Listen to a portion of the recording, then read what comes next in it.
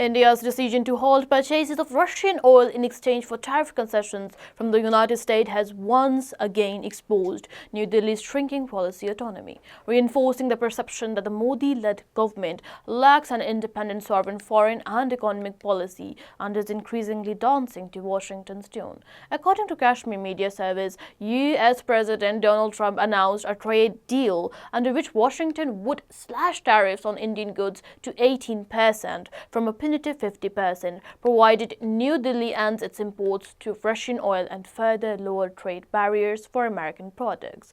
Trump also claimed that India had agreed to significantly reduce its tariff and non-tariff barriers against American goods.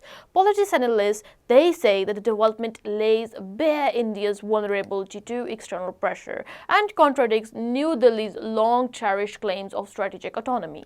So by linking its energy security and trade policy directly to US demands, India appears to have surrendered its independent decision-making in favor of appeasing Washington. Observers note that Russian discounted oil had helped India manage import costs and inflation since the Ukraine conflict began in 2022. Abandoning these purchases under US pressure, critics argue will harm India's economic interest, while aligning it more closely with the Western geopolitical agendas.